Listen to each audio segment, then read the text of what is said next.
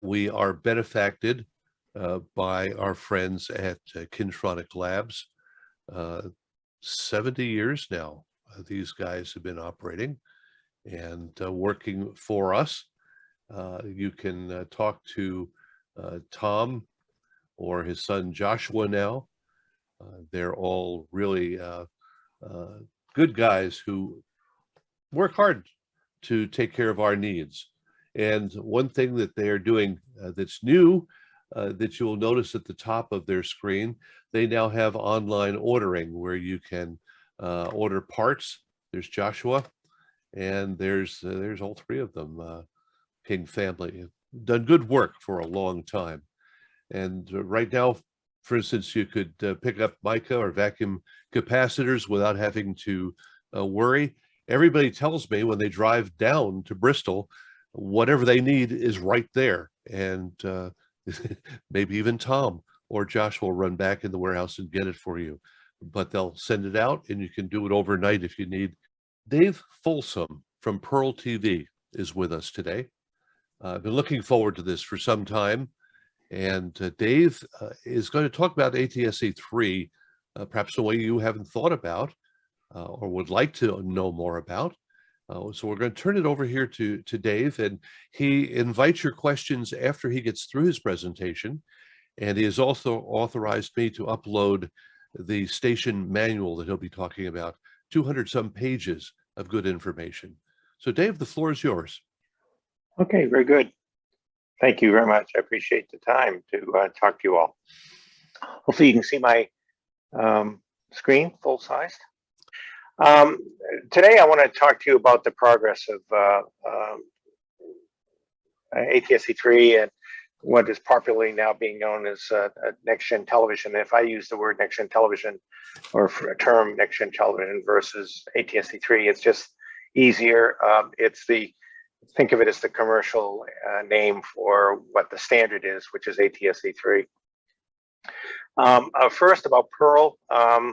I run the engineering for Pearl TV, which is a consortium made up of 9 of the largest TV group owners in the country,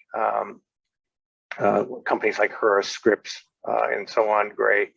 And also another part of Pearl is called the Pearl Network Consortia, which is made up of 5 of the major networks. And those are the ones that you would recognize as the main television networks of ABC, NBC, CBS, Fox, and Univision. And we work collaboratively, or the collaboration is to provide and pool the technologies that we all are interested in, which hopefully have a business part of it. It isn't technology for technology's sake. It's also ensuring that the business of broadcast television business becomes and remains healthy going forward and remains competitive. That's from the old school of rising tides raise all boats. Even though these are competitors on a day-to-day basis, these groups, they understand that if the technology improves and the ability to monetize that improves, that's good for the industry as a whole and not just individual companies. So Pearl has been at this more than 10 years.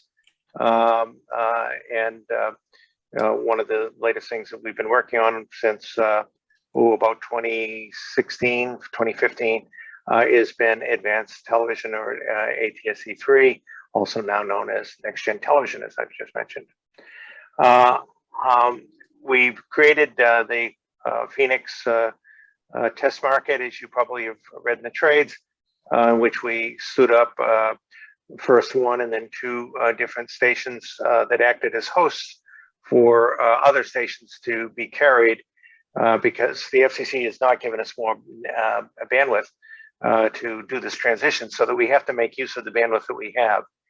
So there's a concept of a host and a guest. And so you'll take an ATSC1 TV station that's currently on the air, and you will find a location for its services. And I want you to get used to using 2 words that have probably not been used in the past, and that is the word service as opposed to channel, because people and I've fallen into that same trap, are used to calling a given service on the air as a channel because they were synonymous. But nowadays, where we can share content in a given FCC channel, we can have 2 or 3 or more main services in a single channel in ATSC1 or ATSC3. You're better off calling them services that appear in a channel. So you can take an ATSC1 service or services that are on a single channel now and share them on another channel, another FCC channel. And because of PSIP, the TV set after it's rescanned will see those all as the stations they were always on, because they'll logically appear on the TV station, TV channel roster as they did before. Now, that will clear the spectrum on that one channel that had the ATSC one moved, services moved, and that allows you to place a number of ATSC3 services on that empty channel. Now, sometimes that's called a lighthouse channel because, of course, it acts as a draw to people, or beacon, if you will, to people to go to the new service. But that was initially, we kind of liked that idea because it had some sizzle and people, it drew a mental picture of what it does. But we also like the idea of host and guest because it divides the responsibilities. The host station is the owner of the cleared spectrum, if you will, and they provide the equipment that is used for the guests to be able to transmit on their channel. Now, of course, that means that one station or one individual channel ends up maybe spending more money than the others do in a given market. But across the whole United States, it tends to balance out. You know, if I'm the host in one particular market, I may some other company would be the host in another, and that's worked out really well. And it keeps us from having to send money back and forth between the companies. It acts more as a cooperative arrangement. In just about every one of the host-guest arrangements in the whole country so far, and there's been about 50 markets done so far, use this paradigm that we developed in Phoenix, where money does not go back and forth. It's strictly, I'll do it in this market if you do it in that market, that kind of a quid pro quo kind of way of doing it. To get into the details of how that's done, it's actually simpler than it is to explain.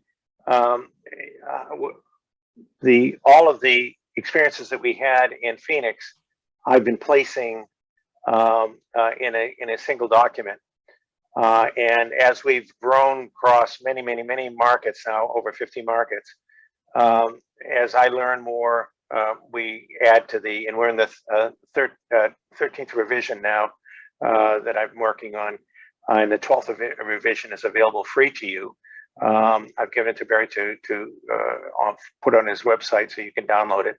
It's a PDF file, and it has theory in it. It has a lot of, it's written at a non-technical kind of popular form, so that you don't get caught up in the acronyms and that are kind of unique to Next-Gen TV. But it gives you enough information to get not only the technical details, but also the mechanics of how you can get on a Next-Gen service without having to add more bandwidth. I'm going to give you a quick discussion of each of these topics. We'll cover them some a little faster than others, but I've made this whole presentation available to Barry, put up on the website so you can download it later. And of course, we'll leave time for questions at the end. The most important parts of Next-Gen TV is its evolvability. In other words, it isn't like ATSC1 kind of fixed in time in its technology. It can evolve. You know, the codecs can change. The just about everything in the services and the layers that we'll talk about can change and it's merely all software. It's software in the receiver, it's software in the transmission, so it's evolvable over time as technology moves on. It has both an over-the-air and an over-the-top delivery capability. We'll get into that some. Obviously, everybody knows about the enhanced picture quality of it. It's capable of 4K, high dynamic range, and wide color gamut. It has immersive audio capability with Dolby AC4 with Voice Plus, which allows you to boost the voice above the background noise, and controllable dynamic range. And you have the ability to do imaging. And imaging is really cool when you want immersive sound. Like if you're watching the Olympics, you can hear the skier going down the course without it just switching from one speaker to the other. It actually, there's an image in that's created that will make it seem much more realistic, very, very immersive. It also has a broadcaster application, which is W3C HTML5 compliant. We'll get into that some. And it contains content security and service protection, which are fancy names for encryption, and service protection, which is a way to ensure, like HTTPS, when you are on the web, that S at the end means that the site you're actually on is really the site, and there isn't a man in the middle providing or spoofing the site you think you're on. The ATSC standard is not a standard. It's actually 22 individual standards with 10 recommended practices and a number of group technical reports. In fact, we're working on one right now, a group technical report. So that it's constantly growing and evolving, and will continue to grow and evolve as the standard does. And it's heavy reading. It's well over 1,000 pages.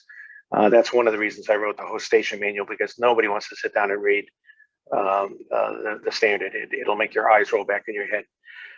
It's based in IP protocol, which makes it very compatible with much of the infrastructure and off-the-shelf kind of equipment like servers and switches and things that are make the cost of entering this relatively inexpensive, because it uses mostly off-the-shelf facilities. It uses UDP. It does not use TCP/IP because you're broadcasting. It's a single direction only, so it uses unidirectional protocol. It uses CFDM modulation, which should sound familiar to you because that's exactly what your cell phone in your pocket's using. And LDCP coding also used by cell phones.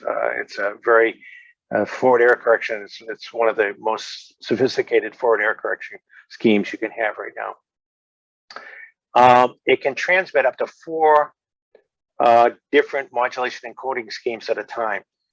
And what does that mean? Well, in most broadcasting, we're used to dealing in one modulation encoding scheme at a time. If it doesn't matter whether you're an FM radio or AM or AM digital or FM digital, or whether you're dealing with television ATSC1, you have one modulation encoding scheme and it's fixed. Believe it or not, you can transmit 4 different modulation schemes at the same time in ATSC3.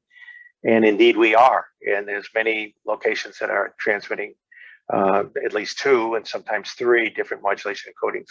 And each one of them have different capabilities, which we'll get into a little bit. It has built-in interactive application capabilities. We mentioned that earlier, and an advanced and more efficient video and audio codecs, which provide additional and more capable systems that can be used, like a high dynamic range or wide color gamut, or many of the other things that we're used to with more efficient codecs. The video uses HEVC, and HEVC is 4 times more efficient than MPEG-2, which is used in ATSC1. So it only uses 1/4 the amount of bandwidth. And the audio is AC4, I mentioned, from Dolby. It's twice as efficient as AC3, which is used in ATSC1. So you can see that with the same equal capability, you can fit quite a bit more services in the same amount of video, same amount of RF bandwidth. This is I've included this slide. I try not to get too technical, but I have to include it because people get this confused all the time. Understanding noise threshold in receivers. And it's important to understand because it has everything to do with this discussion of the modulation encoding that you pick in ATSC3.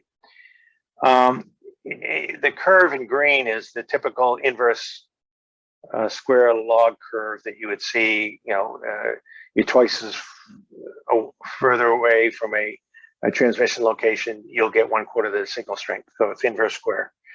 You're 3 times away, it'll be 1/9, and so forth. But the noise floor remains the same. And whether you're talking about the receiver noise floor or the background noise floor, it more or less over time and over locations, the noise floor remains more or less the same. So the signal to noise is the ratio of the amount of signal that we have to that fixed noise floor. And so it'll be a higher number when you're closer in. The signal to noise will be a higher number, and it'll be a lower number as you're further out. But if the receiver is more capable and can work at lower signal to noises, that's a good thing because you'll have more coverage. So this is where people get confused. You say, well, boy, the signal is so robust, we can go all the way out to a 0 signal to noise. Well, if you're not technical and you don't think about what signal noise really is, that sounds backwards. It sounds like that's a bad signal noise. Well, I guess it is a bad signal noise, but it's good because it means your signal is robust enough to work out to that position. Which leads us to the next slide, which is the Shannon limit. And again, I hope I'm not hearing a lot of eyeballs rolling back in people's heads, but what the Shannon limit's all about is back in the late 40s, a mathematician, Dr. Shannon, worked for AT&T and MIT and a whole bunch of other organizations doing research, realized that there was a mathematical explanation for any channel, and channel meaning not necessarily television channel, but meaning a set of bandwidth. At any given bandwidth that you could define, regardless of what was being carried on that bandwidth, you could define mathematically the amount of data that you could pass through it. And it doesn't matter how that data is passed through, whether it's digital or what the modulation scheme is. His theory was that the forward error correction that was required was definable. And it was a function of signal and noise. So you could build a graph on one chart on one side that gave the amount of bandwidth for that channel, and on the other, the signal and noise. So the idea being that you could pick different modulation encodings that could reach whatever this theoretical curve could be, and for a given bandwidth, and you ought to be able to determine what do you have to give up. Are you giving up more data throughput, or are you giving up greater coverage? So this coverage versus bandwidth curve has passed the, I guess, the test of time, and it is as relevant today as it was in 1949 when it was originally built. And you'll notice that ATSC1, where it sits on the curve, is shown in red. I made a big red arrow to point to where that, and you'll notice it's a fixed point because I mentioned that ATSC1 is a fixed modulation encoding scheme. You can't change it. But ATSC3, you can change. You can change the modulation encoding, and all those dots that you see following underneath that curve are modulation encoding schemes that can be picked. There's over 10,000 possible combinations. I'll leave it at that for the moment. But the combinations have an impact on the amount of data throughput or the coverage area in terms of the signal and noise. And we mentioned that you can trade one for the other. Looking at this curve, you can have a wider audience with less data bandwidth, or you can have a greater data bandwidth with a smaller audience. So the operating points here can be selected based on what you're trying to achieve. Obviously ones that a service that's going to carry video and audio, which probably be further up the curve, trying to gain more video bandwidth, but you'll notice that you don't get as good a coverage. But maybe if you're trying to reach an automobile that's driving at 70 miles an hour down, and you're just trying to get data to them, then you could make the signal very robust and have it work out to a -5 dBm. I mean, that's actually a signal that's below the noise floor. But you wouldn't have a whole lot of bandwidth, maybe less than a megabit per second. So now you can see why it's great to have the ability to transmit up to 4 possible transmissions simultaneously in the ATSC3 system, because you can then pick the modulation encoding to meet your particular needs. One could be for mobile, people walking around with phones in their hands. One could be for standard over-the-air television with an antenna on people's roofs or whatever, and so on. Each one of them could be selected. And indeed, that is happening already, not only in testing, but in reality. Okay, next-gen TV, if you're familiar with what a Matryoshka, I'm going to ruin this pronunciation, so forgive me. Matryoshka doll. That's a doll in which each one of these dolls can fit inside of another one, and you end up with the largest one, but as you open it up, there's one smaller and so forth. And you'll notice we have 7 dolls, all of which can be inside of each other. And I like this kind of way of looking at ATSC3 as a metaphor, because that's exactly how ATSC3 works. It's a wrapping of different layers, 7 possible layers and how each one of those layers works. I'll get into here just in a second. The 7 layers are built in the OSI 7-layer model. 7-layer model starts at the physical layer, which is what everybody is familiar with, which is the RF layer, the channel, as you would call it. And works all the way up to the application layer, which is what you're watching TV. When you watch TV, you're watching the application layer in terms of communications theory. And everything in between is wrapped inside of it. So if you'll notice in the this analogy I provided, or metaphor, you'll notice that the data, which makes up the video and audio, if you will, is wrapped into another data layer below that with a header, and that's what the PH stands for, presentation header, which is inside of a session, which is inside of a transport. Each one of them has a different header in each one of these layers, then a network layer, and then a data link layer, and then that all sits on top of the physical layer. And I know this is communications theory, but it's important to understand that it's because of this ability to wrap one layer in another. Each of these are known in communications theory as abstraction layers, meaning that the layer itself is abstracted from the layer above and below. So things can change inside one layer without it impacting the layer above or below. They're isolated from each other. And that is the key to the extensibility or evolvability of ATSC3. I can change the codec used in the application layer, and the rest of the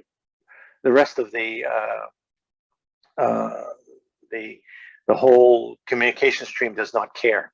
It doesn't know what's up there, and it doesn't care what's up there. So it allows you to make those changes without having to re-engineer every one of the layers in between. The actual and I won't spend a lot of time with this because we could spend hours on this, but you'll notice that there's 2 main lists here. This is that same, a more detailed version of that same list that we saw earlier. And there's a broadcast side and a broadband side. And we won't spend much time with the broadband side. But we'll talk about it later on. But in the bottom, you'll notice is the physical layer, the OFDM layer, which is the transmitter, that we're all used to.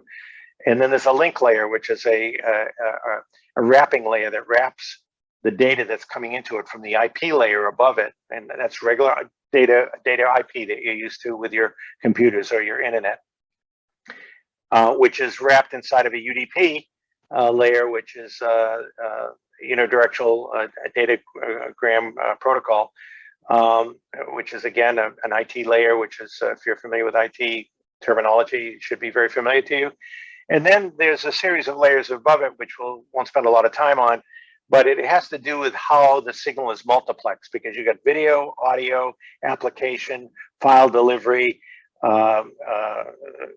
things like your guide data. All of that is being sent via IP, and it has to be multiplexed together. And how that multiplex is done and how it's sorted is done at the next layer. It's called a route. And then above it is for NRT for a non-real-time file delivery layer on the presentation and session layer, but it also, if you'll notice, is a dash layer.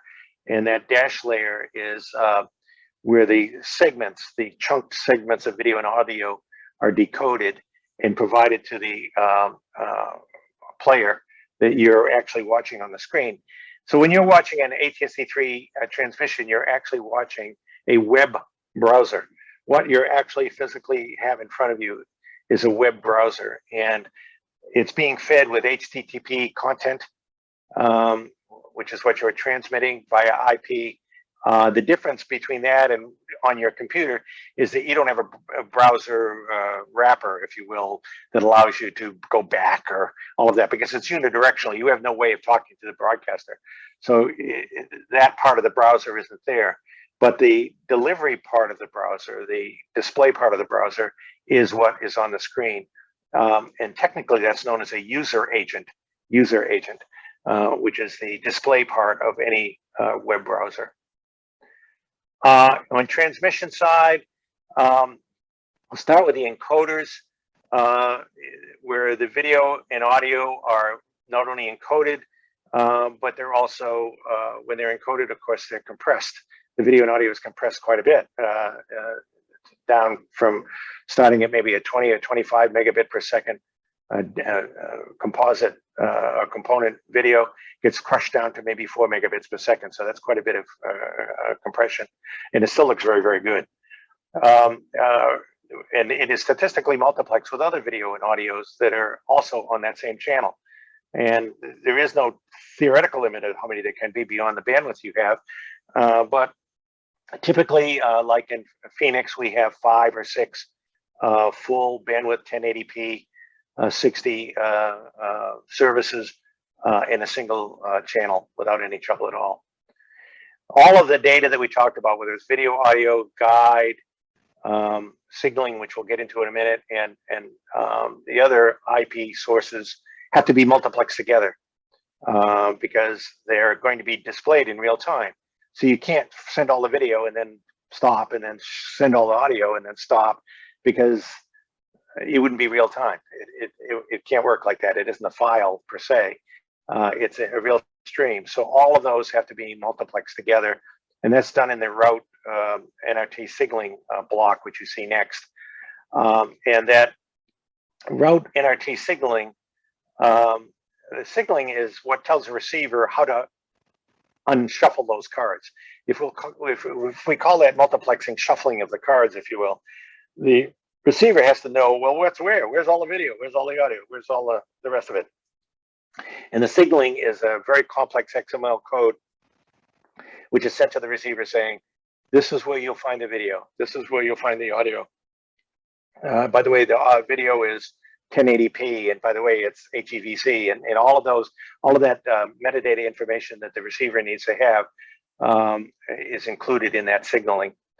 Lastly, we have called a broadcast gateway or scheduler.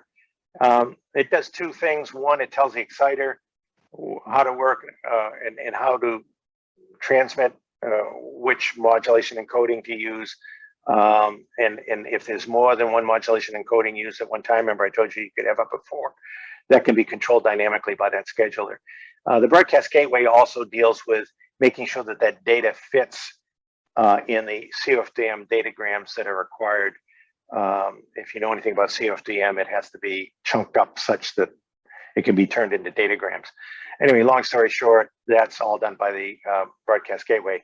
All of the things that you see in that top, including the exciter, are all servers. It's all software. There's no dedicated hardware there at all. Those are just off-the-shelf Dell, HP, whatever servers running usually Linux, and they're running software. So they can be changed, updated, amended, controlled remotely via IP. They're just servers. The exciter oftentimes has a front plate from the manufacturer just because, but if you actually dig inside, you find out there's actually a PC inside or a server. So that the transmitter is still big iron transmitters, just like transmitters have always been, but the exciter and everything else you see in the screen are all nothing but servers. Okay, right now we have roughly 50 markets. This was written in such a way to be to kind of guess what we'd have by the end of the year. Well, here we are, not even halfway through the year. We were already above 50 markets. So this was aspirational at the time, but believe it or not, we'll probably hit 60, maybe 65 markets by the end of the year. So this is really amazing that we're actually moving faster than all of us could have guessed. And television sales, as we'll get to, we'll find out, are actually doing very, very well. We have some top 40 markets that are kind of difficult, only because they have a lack of bandwidth, not because there's not willing folks, and we're working through each one of those. I was just on a call with Boston, for example, and New York and Philadelphia and Miami are all in process right now. Minneapolis is waiting for a new transmission tower. San Diego is a little difficult. Again, bandwidth is an issue. And we're working on Louisville. So all of these more difficult markets are being worked on, and likely most of them will be on here before the end of the year. This is kind of a quick map to show you. We're well over 50% of the US households already. The green ones, well, yeah, you can, I guess, can read it, are the upcoming ones. They're all in process in one form or another. The orange, I guess, or tan, depends on your monitor, are the ones that are in planning, active planning. So it's amazing because it's very centric to the two coasts. Once you get the two coasts and the southern part of the country done, and some of the more highly populated parts of the Midwest, you know, like Chicago and Cleveland and that kind of area, it's amazing. You can get the majority of the population of the United States pretty quickly. So it's going very, very quickly. And remember, we've only really been converting stations since about mid-2018. So it's an awful lot done in a very, very, very short amount of time. This is another eye chart, but the blue line is growth in launches in full power stations. The tan, if you will, is the launch in low power stations. And low powers have been converting an awful lot because, remember I told you to control your coverage with modulation encoding? Well, the coverage in a low power has always been kind of limited by a fixed modulation encoding. If they can go to a more robust modulation encoding, they can increase their coverage and be competitive with full powers. So, and they also do not have to simulcast. One of the requirements of the FCC rules is that full powers must simulcast the same service on ATSC1 as they do on ATSC3, which low powers do not have to. They can just, what's known as flash cut. They can be ATSC1 one day, the very next day they can be ATSC3, and they keep on trucking.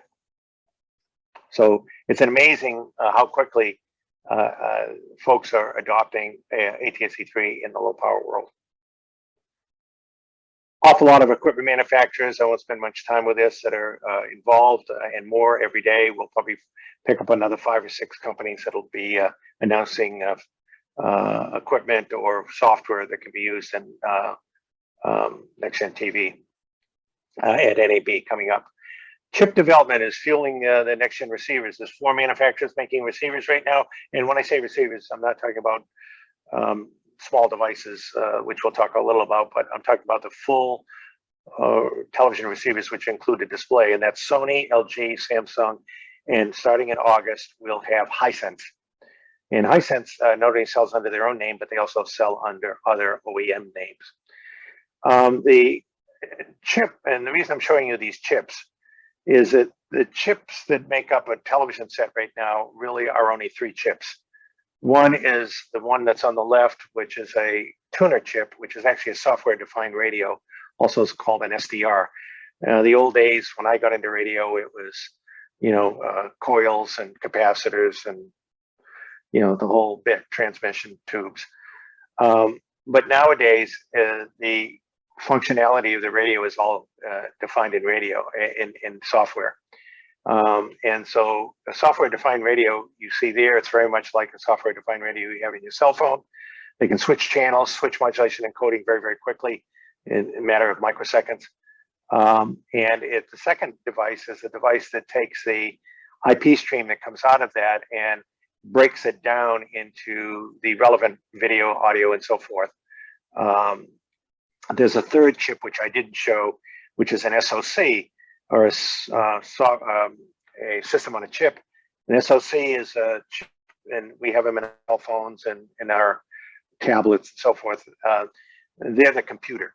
They're the thing that can decode video. They're the things that create the browser screen. They're the things that create the menus you see on the screen. So 3 chips make up the whole receiver, or the main functionality of a receiver. They're very, very tiny. They're fly specks almost. The reason why this is important is because there is no such thing as an ATSC1 chip or an ATSC3 chip. The chips now are both. The chip can operate either way. It's just a software-defined radio. They send a different software and it operates as an ATSC3 chip. So the good news about that is there is no real premium to the price of the receiver. When we had a transition from analog to digital, you remember the cost of the digital receivers were killer. I mean, they were just out of sight. Nobody could really afford them. The cost of an ATSC3 receiver is virtually the same as an ATSC1 receiver. The least expensive one, I think, is under $500, 42-inch from Sony. If you want the OLED version of it, it's more expensive, but it's more expensive not because it's ATSC3. It's more expensive because it's an OLED display. The displays are driving the cost of the receiver, the quality of the display, not the electronics. Here's another one by LG. Again, shows you how tiny it is. That happens to be a tuner chip, ATSC1, ATSC3 tuner chip. This kind of gives you an indication of who's making what. The brand of receivers down the left-hand, Samsung, LG, Sony, and Hisense. The SoCs are made, and the other manufacturers that make the SoCs for each of those companies. And the demodulated chips, tuner demodulated chips, you can see right now Sony is dominating, and LG makes their own. But that's going to expand as time goes on. Other companies are going to be making them, but that kind of gives you an idea of who makes what. There'll be over 120 receivers available before the end of the year. And in addition, that's receiver models available from those 4 manufacturers. In addition, there are companies that are building other devices. One of them you probably already have heard of is HD Home Run. It's made in Phoenix. It's been around since 2017. Digicap, a Korean company, they make one. Comp, a US company, makes one for Avoca. Avoca is active in pay television, ATSC3 pay television in Phoenix. Tableau is making one, and a company called Zinwell, which is actually a Taiwanese company. They make a really good one. If you see that come on sale, and probably be on Amazon, that is really a very good standalone gateway box that you can, whose output is ATSC, is HDMI, so you can plug it right into the back of your current TV set. The cost of it will be somewhere between $100 and $200. I'm guessing closer to 100 than it will be 200. Sales of receivers are, as soon as this was put together by Red Chalk, it was already wrong. They're selling very, very quickly. They'll probably be, there was 4.5 million sold last year. There'll probably be 5 million sold this year. Last year, there was supposed to be 30 million TV sets sold. There was over 45 nationally total. So you can see we're already up to there'll probably be more like 30 million or 25 million TV sets sold this year, but there'll be more from a percentage point of view, much higher percentage will be ATSC3. It costs receiver manufacturers more to build 2 different kinds of receivers, particularly where the display is the most expensive part of the receiver, than it does to just include ATSC3 in the receiver. So as the older designs sunset, the newer designs will have the ATSC3 capability. So you won't need to ask to have ATSC3 included, it'll be included. And again, it's over 120 models already. I don't want to spend a lot of time on this. There's two forms of security and built into ATSC3. One is content security, which I already mentioned is encryption. Not unlike it's encryption made by Google. It's called Widevine. It's the same encryption that's used by Prime and by who else is using it? Netflix. I think Netflix is also using Widevine. And it's invisible to the user. They don't know. They don't have to put any key in. They don't have to know. It's the licenses and keys are built into the receiver when they come from the factory. It's kind of like the licenses and keys that are built into DVD players. When you watch a DVD, you don't have to sit. You probably already know DVDs are encrypted, but the licenses and keys are built into the player and are visible to you. The second thing is a means by which a secure transaction takes place between the broadcaster and the receiver, so the receiver knows that you're really watching the broadcast you think you're watching, and that's called service protection. It just makes sure that somebody can't suddenly put a transmitter on in your backyard and spoof, start showing porn on that same channel and overwhelm a whole neighborhood or something. The receiver won't allow it because of the secure transaction that takes place. That's called content service protection. In Phoenix, and I won't go much into this because you can download the report that's on the same website, www.pearltv.com. Under station resources is what's called a single frequency network. We have one in Phoenix. The KASW is transmitting an ATSC3 from South Mountain, from the southern part of the city. On top of Shaw Butte, we're transmitting on the same channel, the same exact signal, and the receiver just sees it as a ghost and essentially adds the two signals together and pushes down the noise floor or raises the signal level. Either way you want to look at it. It improves the range of the receiver because in effect, the receiver sees it as a single signal. One of the good things about CFDM, it does not mind ghosting. It uses the ghosting to its advantage. Here are the details. Again, you can read them at length if you download this presentation. And here is that available Pearl TV station resources. If you want to read the whole 43-page report about how that actually works and how it, I could spend 2 hours talking about it. So it's better if you read it. And there's also a section in the host station manual about it as well. Application framework. The television screen is made up of really 3 layers. And remember I told you it's a browser? And that layer is a composited layer, which is a composite of the 2 layers below, a key layer, if you will, which allows you to cordon off a section of the display. And then there's the original video that you're transmitting from the broadcaster. Well, that allows you to do things like squeezing back the screen or maybe placing on top of the screen some information. And all of that information you place on the screen, you can control with your remote control. You can make it go away. You can click on it to make it do things. You're kind of used to that paradigm already if you watch any streaming at home. This is the exact same paradigm of ability to be able to pull up an action screen and then say, look, I really want to see subtitles, or I want to listen to this in Spanish. And it isn't, that display is part of our application. It isn't necessarily a menu that came from the TV set itself. But we'll see how we can use that. And we refer to that system. It was developed by Pearl. It's called Run3TV.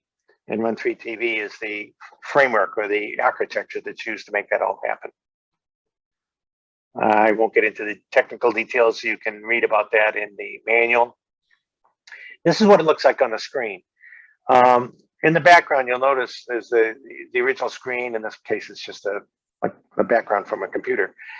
And you can, by right-clicking or center-clicking on your remote control, your regular TV remote control, that Run3 TV logo will come up, and it doesn't have to say Run3 TV. It probably would. You would probably have the logo of your TV station on there, you know, CBS 5 or KOLD, whatever the station is, or whatever logo you want to use. And then you can right-click. You'll notice that it's kind of hinting to you that you ought to right-click on your, and that will pull out the next menu. And that next menu will show, instead of that, it's hard for me to show it dynamically, but it'll bring out that menu. And you can select from that menu and click on it, and the next menu will pull out, and so on and so forth. In this particular case, you could look at what the next program is, or maybe you can change channels, or maybe you can pull up what the guide is, or metadata like who's on the screen at the moment, who's the actor that's on the screen, as long as you transmit that data. Or you could be in the middle of a newscast and you could pop up, if you'll notice on the most right-hand screen that's brought up, you can pull up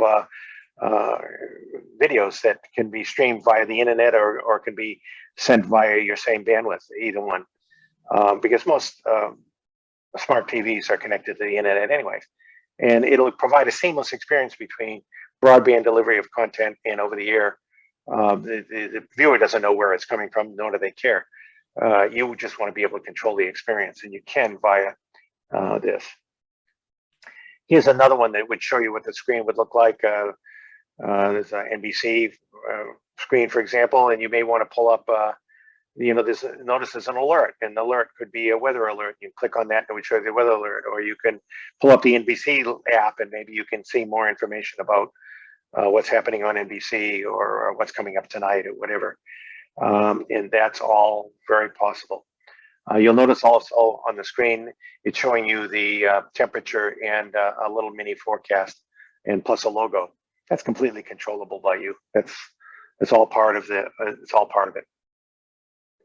Another similar one where, in this case, you can pull up a community screen by clicking on that, and then you have community things that are happening in the community, and you can click on those and watch the videos. Or it could be click on weather, and it could show you the weather forecast or news clips, whatever. This is all it is a framework, and that framework is provided to you, and you can program it very, very easily. That don't have to be a computer wonk or a web expert to know how to program it. It's very, very straightforward and simple. But it also can do other things. It can do things like bring up bottom. You notice in that screen at the bottom on the most left-hand side there, it's a means by which you can create inventory. And in this particular case, it brings up a call to action for maybe learning more about buying I guess that's a BMW. Up in the upper right-hand corner is a Ford ad, very similar kind of. It's brought up at the bottom of the screen. And all of that you see at the bottom of the screen is coming from the app. What's coming behind is actually the advertisement that's on you're sharing it on the air. And below, you're seeing a preview of a movie. And that preview, maybe you want to buy a ticket to the movie or learn more about what that movie is. You can click on the bottom. So the action doesn't have to come from the left. It really is a whole menu of things that you can do. But again, we'll be showing this in much more detail at NAB. If you contact or email admin, ADMIN, at pearltv.com, you can ask for an appointment to come up and see this in real time and see an actual transmission and see how it physically works. It's easier to see in a moving video environment than it is in a PowerPoint presentation. Okay, next gen can be delivered over the air. We already went over that. That's the same drawing that I showed you before when he kind of flipped over with the video, the transmitter is at the top. And at the bottom, I'm going to show you that we can also deliver the signal over the top at the same time. And that is great, particularly where we don't have a tremendous amount of bandwidth in a lot of markets. We could send the signaling. Remember, I told you that the receiver needs to find out where the signal is via over the air, which takes very little data, but actually deliver the video and audio, which takes a lot of bandwidth, via over the top. And there is a methodology to do that. It's in the standard. It's very straightforward. The receivers work fine with it. And we're going to be using this methodology to provide the ability to deliver services in those markets that it's very difficult to deliver all the stations in town, because it just isn't enough extra bandwidth to provide it. People are filling up the extra bandwidth with multicasts and leaving very little empty bandwidth left over. But you can learn more about this in the manual. The manual has information about it, but also you can download this presentation and you can take a look and see physically how it works. I'm kind of scooting through this quickly because I really want to get to the questions, which is the most important part of this whole presentation. So that's about it, kind of quickly going over the standard and also where we are in terms of the rollout of the standard, how quickly it'll happen, availability of receivers, and of course, a little bit about what's going on under the hood. Can I answer any questions? You certainly can. Sure. I'll put my video back on, I guess. I have to put it in a different spot today. You mentioned something about the receivers. One of the things that happened with me with the 1.0 is I worked off converters for a while, made by Zenith, and got into the HD mode with a nice Sony TV. I discovered there is a notable difference in the sensitivity in the receivers. The Zenith, however, beating the Sony TV with one particular station that it can't find versus a station that pulls inadequately on the Zenith. So the question is, do you have any idea about receiver sensitivities as far as these things, capabilities to pull things off the air? Yeah, the sensitivity of these receivers is strictly by noise floor of the receivers themselves. And since they're all using almost identical technology of software-defined radios, the noise floors are virtually identical in all of the modern receivers. So I would say that the sensitivity is about the same in all receivers, regardless of which chip they're using. Because that being said, remember the modulation encoding that is selected determines the ability of the receiver to be able to discern it, particularly at the edges of transmission. And I remember that curve I showed you, the signal noise curve, and where you are on the Shannon curve.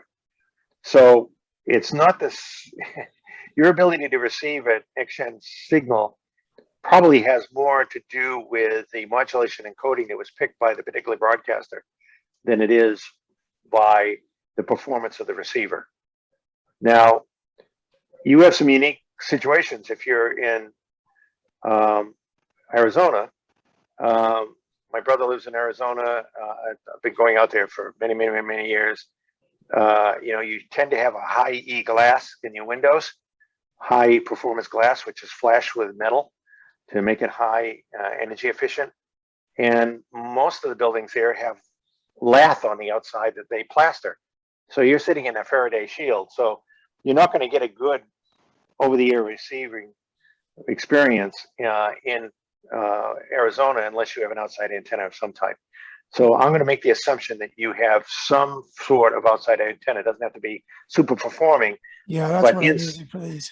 Yeah, inside you can use 30 dB of signal level between outdoors and indoors, and probably 40 dB in Phoenix or Tucson because of the problems associated with a high E glass and with I can't get my cell phone to work in my house, and I have a cell phone tower not far from me because I've got very high E glass windows and I'm in a brick home and I'm in a Faraday shield, you know, so it's the same problem. It's the exact same problem. So the other little interesting thing is the weakest thing I think in the old system was the guide. Yeah. It's like you can see the next program on the station you're watching, but you can't see anything on other stations. Yeah, there's Unless two ways you of tune forming. them. There's two ways of delivering a guide in ATSC3. One is the guide that's built into the standard itself, which is pretty crude, for lack of another. It's not. we're used to interactive guides like we have with Netflix or with Prime or any of those that have these more sophisticated guides. Fire TV, they're all really good guides, and because they're interactive, you click on that part of the guide and you go to that thing. That really isn't practical with current guides that are in ATSC3 receivers that come natively with the receiver. But with the application, you can create a guide using the same data that is interactive, that will allow you to have that interactive experience that you're used to and more sophisticated. And then you'll see some of that if you go to the, if you see the full presentation of how the application works. So I would say probably the sophisticated guide might be internet delivered.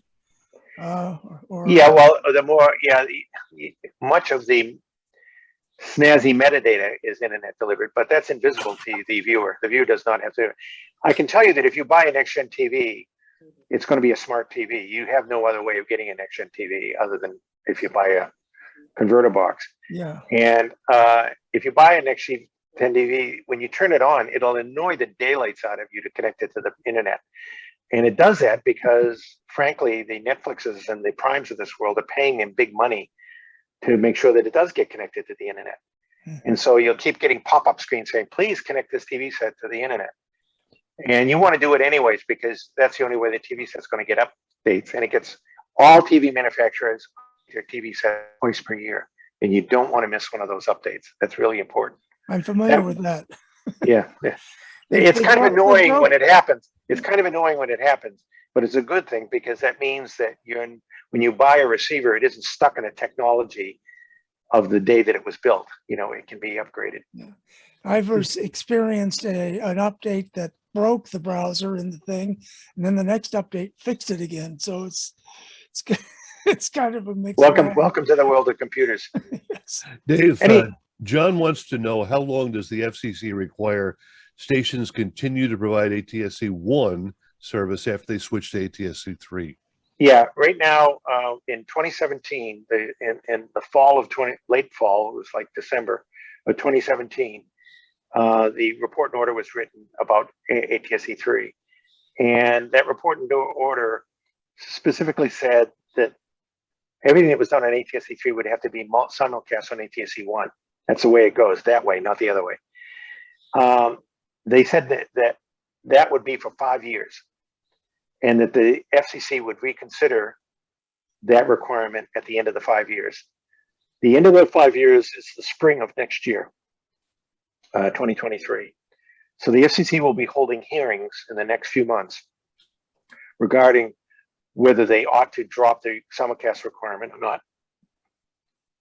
And I, for one, say, let's drop it and leave it to the broadcasters to run their own business and have it be controlled by the marketplace, rather than having somebody in Washington decide whether one particular market or another is the appropriate time to flash cut.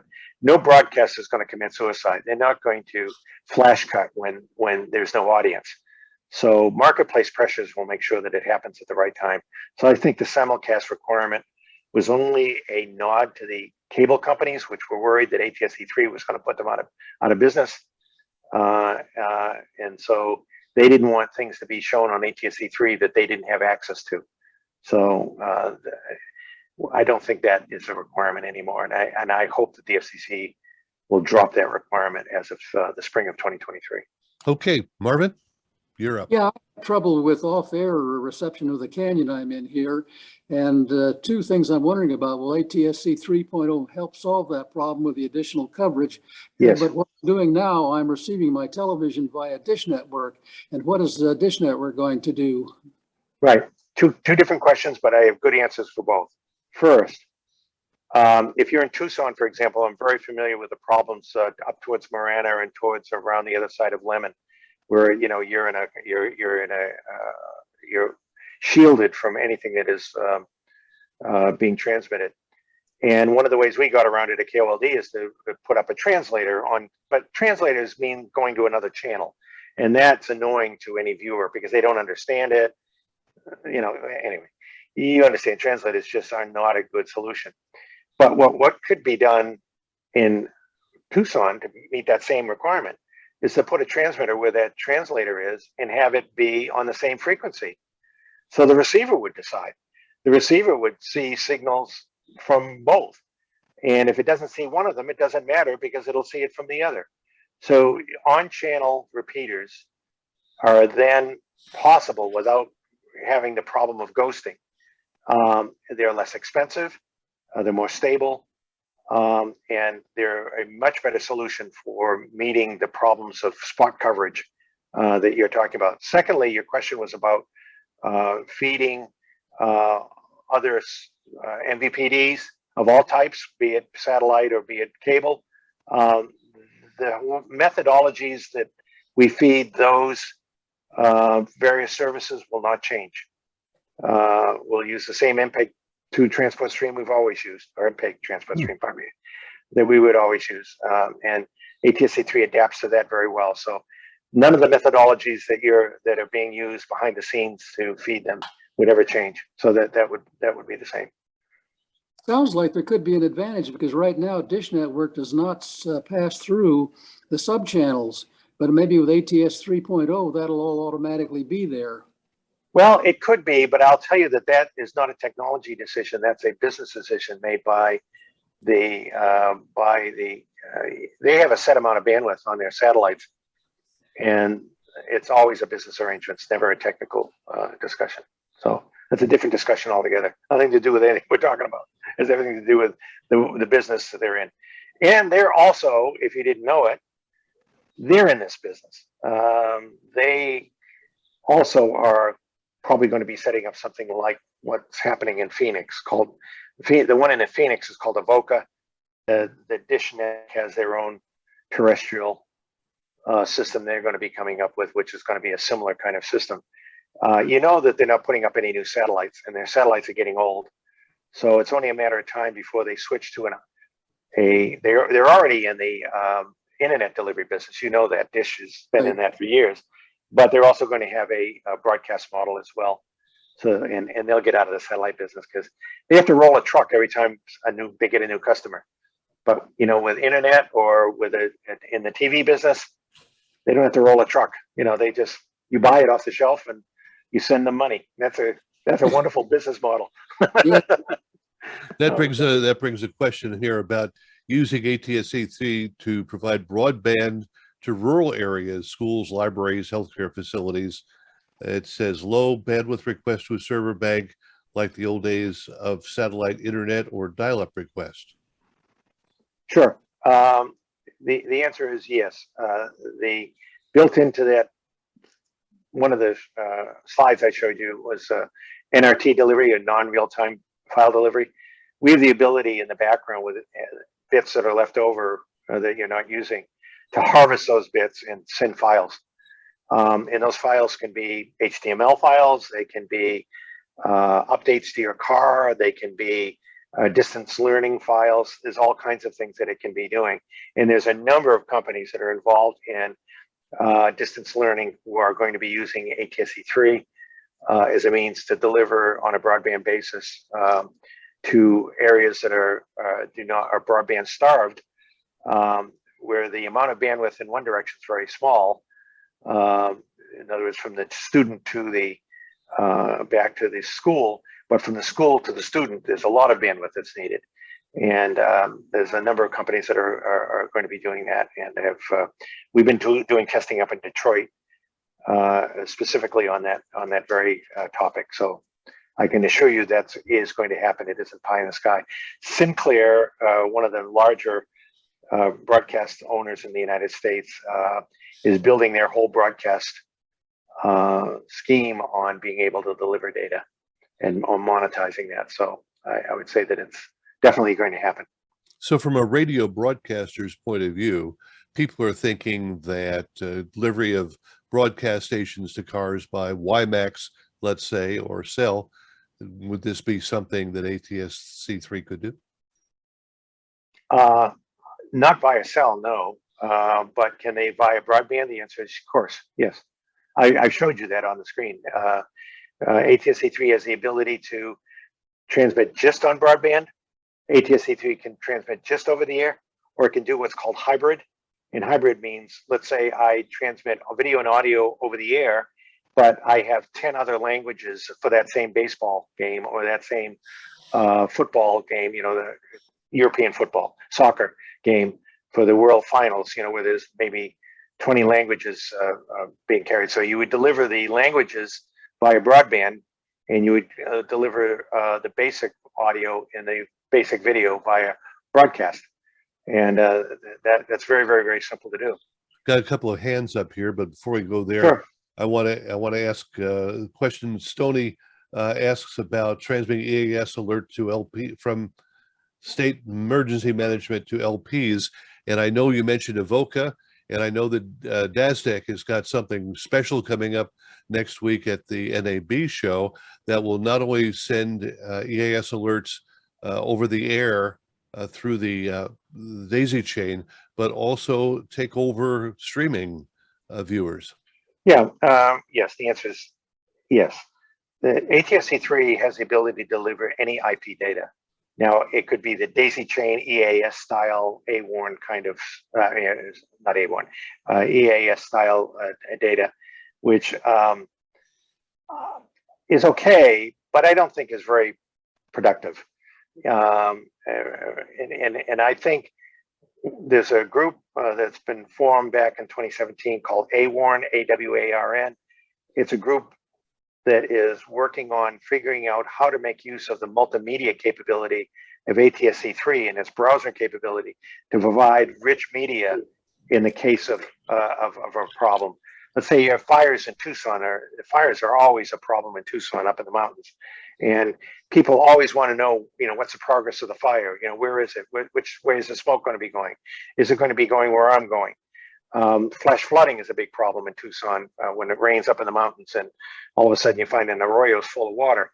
All that information only can be delivered in rich video and in rich media. And ATSC3 can do that. The AWARN people are working heavily on that, and we can deliver we have the bandwidth to deliver the data either via the application or via links to the broadband. Either one will, both will do it.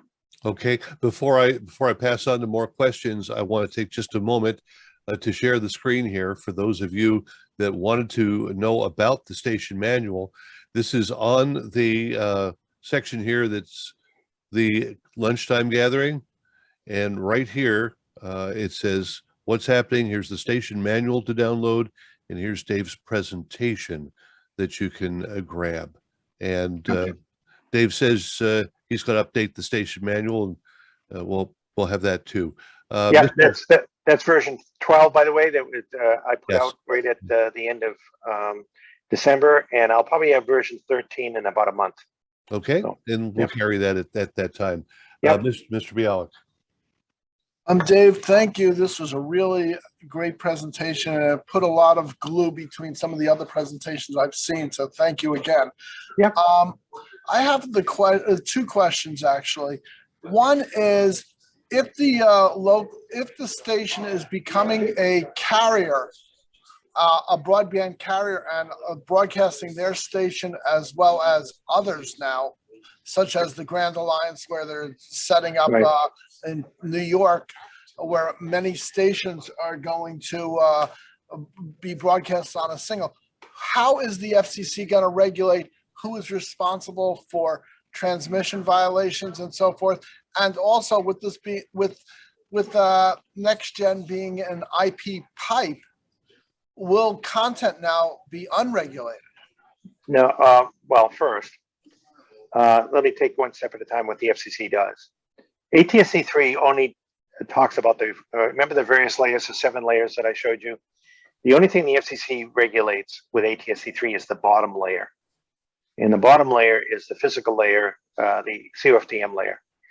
So that is the only thing that is specifically mentioned in the rules and regulations, is that bottom layer. The rest of it is regulated to varying degrees. For example, you're still required to meet your children's programming and your political ad requirements and pricing requirements and all of those kinds of rules that go with the license. Don't confuse the transmission with a license. People do it all the time. your license as a broadcaster is different than your means of transmitting. So those kind of regulations of not showing or transmitting before 9 o'clock at night, you know, adult content or all of that content kind of stuff is part of your broadcaster license, not part of your transmission license. Now, the transmission license, when you ask for permission to transmit an ATSC3, it's a modification to your license. It isn't a new license. It's a modification to your basic license. And it specifically is done that way because your basic license still remains in effect with all of the rules and all of the regulations that were always there. And it'll always be that way. So to simply answer your question, how are they going to regulate it? Nothing changes. Everything you had to do before, you have to do now. All the reporting, all of the requirements are still there. If my transmission is being carried on somebody else's channel, I am still responsible for my content. That is my content. I have a license modification to transmit on that other channel, but the content itself is my responsibility. As far as things like tower regulations and are the lights, you know, is the tower painted properly and are the lights still working at night automatically and all of that craziness, if you own a tower, you're still responsible for it. If you're on a tower, you're still responsible for it. That hasn't changed. So nothing changes. The best way to look at it is anything you had requirements you had before, you have now. The fact that your transmission is on somebody else's channel is almost irrelevant. But You still have the same you still have the same channel number. You know, your logical number still remains the same. All of that still remains. Nothing changes. But you're creating an IP pipe that people could stream anything else they want on it as well. Right. And that's You're responsible. You as the broadcaster are responsible for all of it. oh, Anything that goes out, yeah, that doesn't change. Yeah, I mean, right now, even in ATSC1, you have the ability to harvest extra bits and transmit extra material. That's been done on PBS stations for years. I think what he might be saying is, if say you're the CBS affiliate, whatever Yes. channel, and you're running the NBC affiliate on Right. as a host, and the NBC guy says blankety blankety blank is the He's responsible. He's responsible. Nobody Okay. else is. That's what we're asking. Yeah. I think. Yeah. Harold? But again, the easiest way to remember that is what you transmitted on the air and your technical requirements are different things. They're different parts of your license altogether. Thank you. Harold? I think we just lost Harold. I have a question. Bert Weiner here. Yep. Hi there, Dave. First Oh. off, thanks for a great presentation. Really very, very interesting to me. You've opened my eyes to a lot of things regarding ATSC3. But before we go any further, I want you to reach back and put your hand on that elbow back there. Make sure it isn't getting warm. Oh, well, I know it's a virtual background.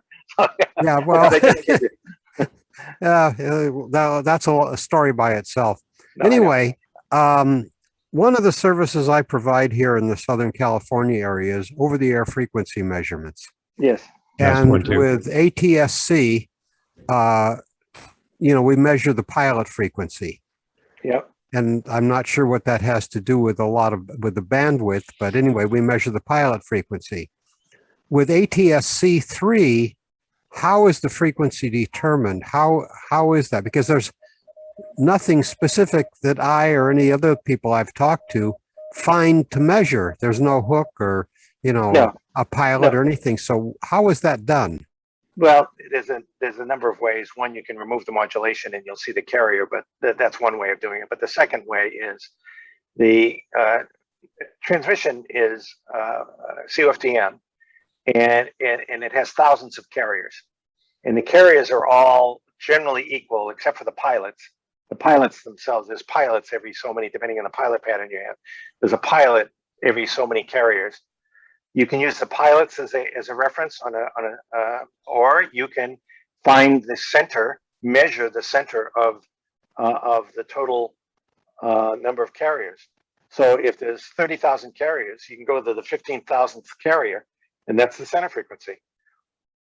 Does that make sense? So there's more than one It way of does, doing but it. it's a mind-boggling chore. Is there Well, anything? It's really no different. Well, I've also seen in at least one transmitter manufacturer where you can flip on the exciter, which will take one of the carriers and triple its height, and that carrier will be the center. That will be the center carrier. But they're all equal. In other words, all carriers are equal in terms of their value. So it's hard to be super precise, but you can be fairly precise. Does that make sense? Yes, but is there a specific offset from, let's say a channel is assigned at 210? Yeah. Yeah. That's the bottom of the channel. Yeah, There's a certain offset.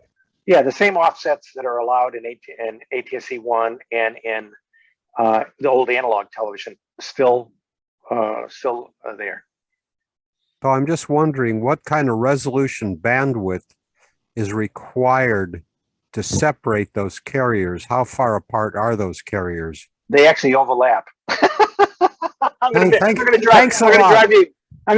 crazy. I could spend hours talking about CFDM. CFDM, every one of the carriers is 90 degrees away from the carrier next to it. And so they actually overlap and they don't interfere with each other because they're out of phase by 90 degrees.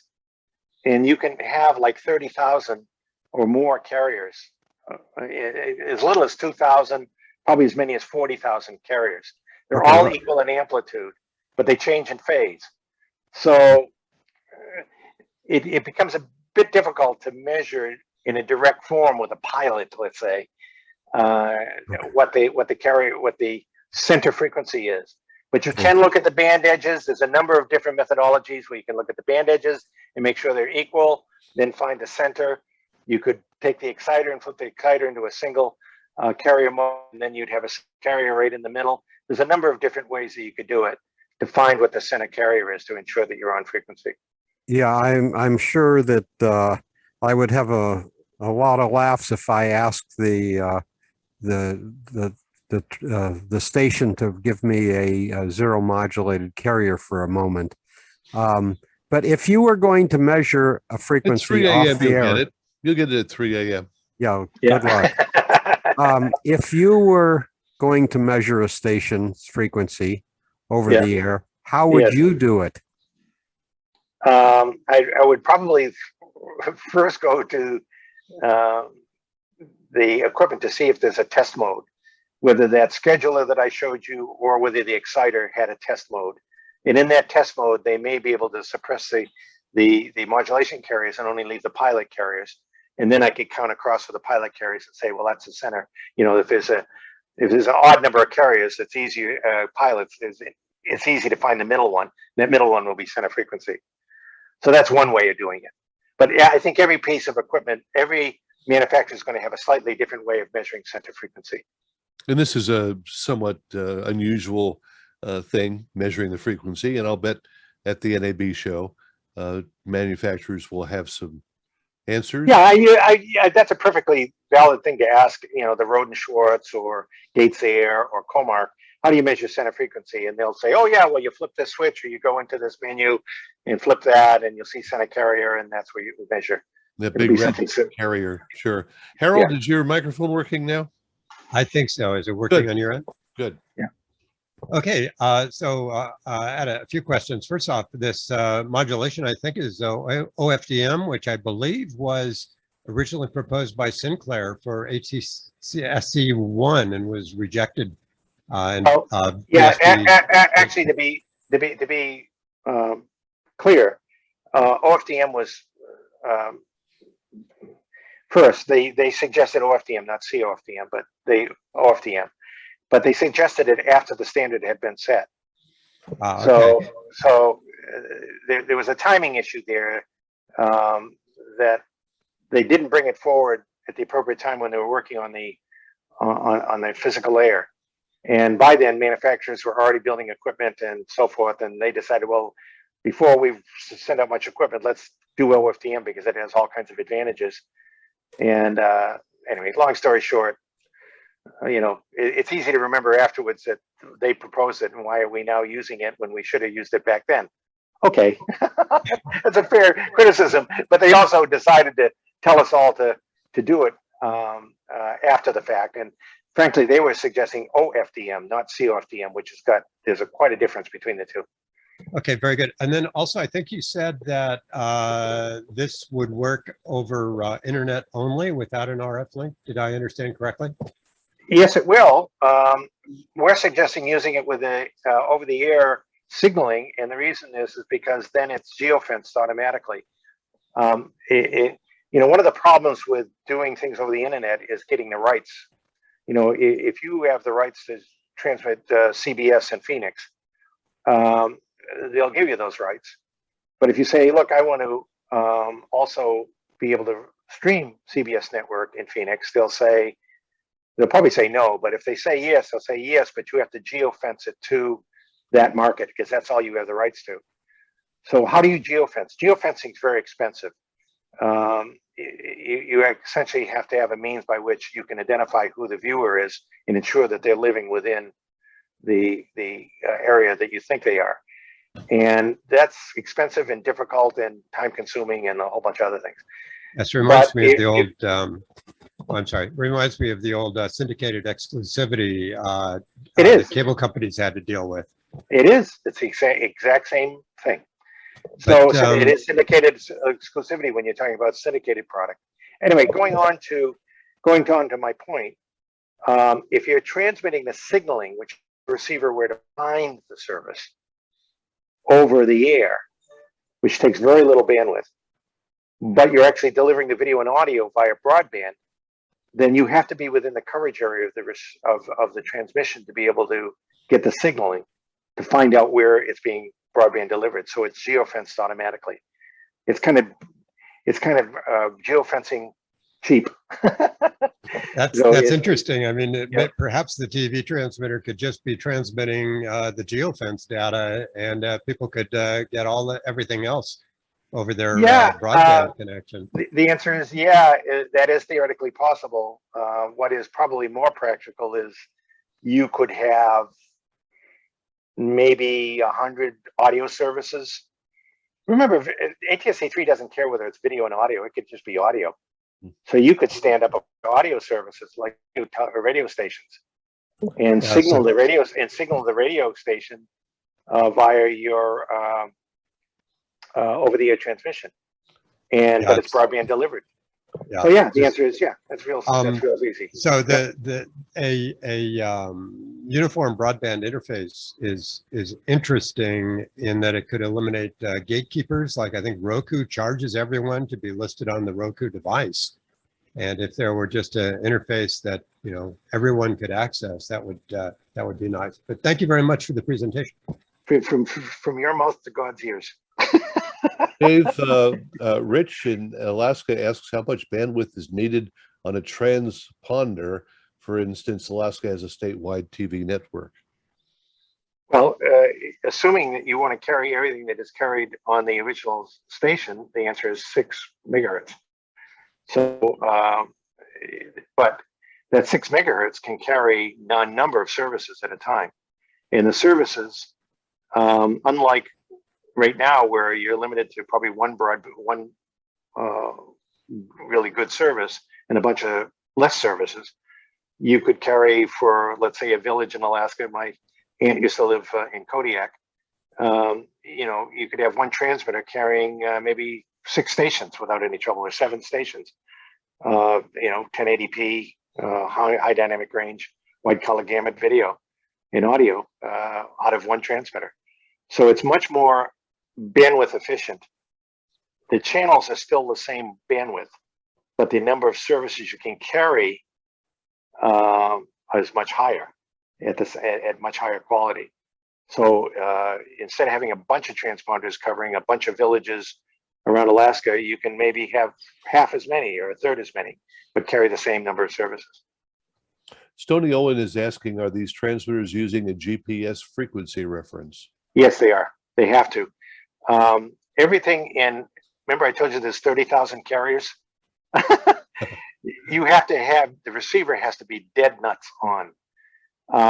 And the oscillators in the receiver have to be absolutely, we use PTP time, and the PTP time comes from out of the GPS signal. It creates a PTP, and we transmit all of the video and audio is multiplexed. It has to be stitched together, and there's a presentation time that is set right to the microsecond. PTP time is down to the nanosecond. So it does not suffer any jitter at all.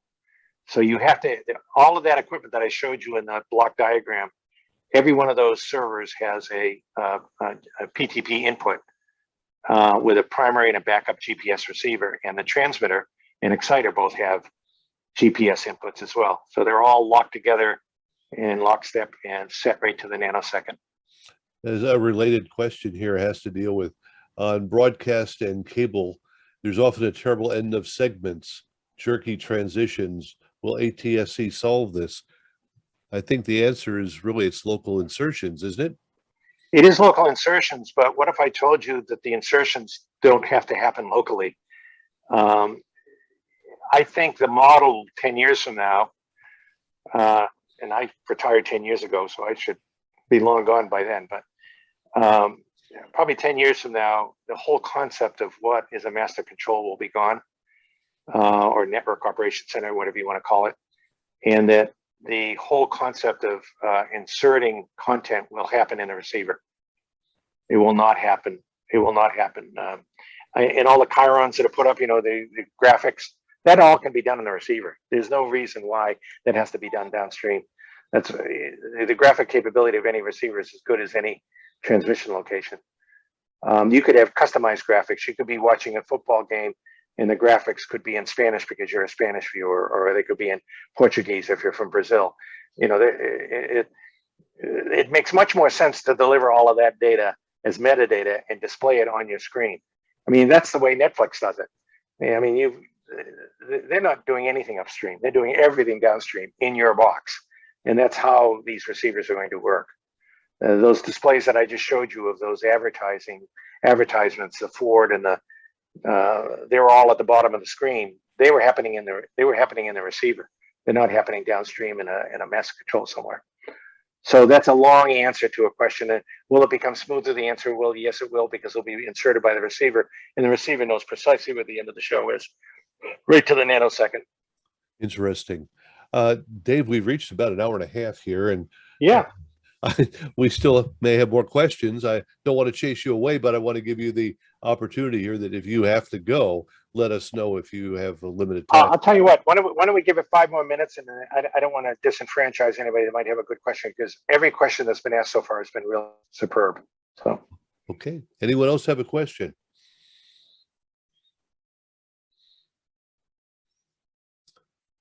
Nothing will dry up questions faster than saying it. Now I got to wait for my microphone to warm up. There you go. Couple of things. One, so there will be, quote, converter, unquote, boxes available. Yes. So I showed you a list of the ones yeah, there'll probably be more announced at NAB. CES kind of was a dud this year, so a lot of announcements didn't happen. But I mentioned the companies that Zimwell is one. There's one built right there in Phoenix, HC Home Run. You'll see a number of them likely on the floor at NAB, and I don't know how quickly they'll make it into the sales chain, because the problem is that people like the big box stores don't like putting something on their shelf unless they know there's going to sell 1 million of them. And so what'll happen is they'll probably show up on the boutique sites like Amazon and things like that first, before the demand gets high enough where they're willing to put them on at the Best Buys of this world. So keep your eye open on Amazon at first, for sure. And if you see that, yeah, good. I can see them being sold more through computer dealers, because just like in the old days, you had the USB dongle for Yeah, kind of it's thing. conceivable. It's conceivable. It's conceivable, but but I mean, if you look at like Fire Sticks or Roku's and that kind of stuff, that all started not in stores. You didn't buy those in stores to begin with.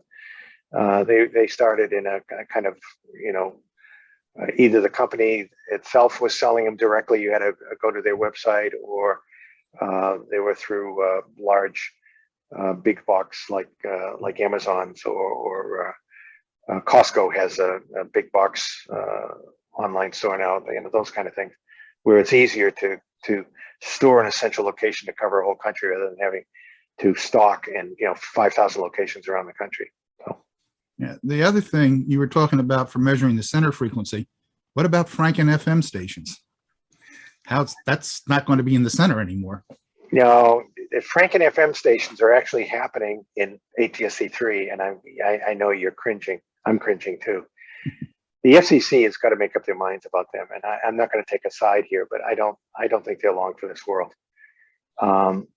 Mainly because it undermines the FM. FM has got enough. Radio in general has got enough problems at the moment. But secondly, it was never envisioned to be that kind of a service. And I think that Franken FMs were kind of allowed to keep going during the repack because the low power has got a raw deal. They did. I mean, there's just no two ways around it. And so the FCC kind of looked the other way and just said, those guys are at least staying alive with the Franken FMs. But long story short, I don't think it's good for the industry to exploit a foible of the FM receiver building, and I don't know. I shouldn't take a side, but it just doesn't seem like it's good engineering, and it's just kind of a goofy business proposition, so I don't know. We kind of took advantage of it back in the analog days. I had a channel 6. We had the NBC in Richmond, Virginia, and the channel 6, we didn't do anything other than to promote it on the air to say, gee, if you're driving home, you can listen to our newscast at 6 o'clock on your FM car radio, because the FM car radios would go far enough down to pick it up. But we didn't go out of our way to make a business plan on it, and nor did we promote it in other than news as a way for people to listen to our news on the way home, because frankly, we wanted them to, when they pulled up in the driveway, to walk into the house and watch our television show. So if they started listening to it, they would watch it later on. So that was kind of for a different reason. So I'm talking a little out of both sides of my mouth, but I think as a competition for FM radio, it's just not such a great deal. It's giving one part of the country something that the other part of the country will never have, that kind of thing. So.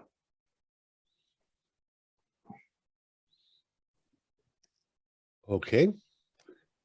Anyone else left that we haven't heard from? I think now that I pissed off all the Franken FM folks out there. No, I think that a lot of broadcasters are a little bit uneasy at having had these things operating for so long. Yeah. It just, as you say, the band is full, and they're we've got the double-edged sword of consolidation, which has reduced the number of competing stations in any given format, and yet the band is full, and it's just bizarre. So, well, regulators want to regulate, and there isn't any regulations regarding Franken FMs, and that's why the FCC is uncomfortable with it. Yeah, they technically don't exist from their perspective, so they don't know what the hell to do with it. Barry, I did see an article somewhere, I forget where it was, showing a channel where the Franken, it was ATS 3.0, but the Franken signal was right up at the top there, where the FM radios could still hear it. So it sounded like they could keep going. Yeah, well, they technically can. Remember, I told you there's 30,000 carriers. What you can do is you can cut the number of carriers down and essentially tell the transmitter that you only have 5 megahertz worth of bandwidth for the ATSC3 signal, and then take the balance of the bandwidth. And it doesn't take that much, by the way. You know that it takes very little. 50 kilohertz is really all it takes at the top end of the band, and they inject it into the PA.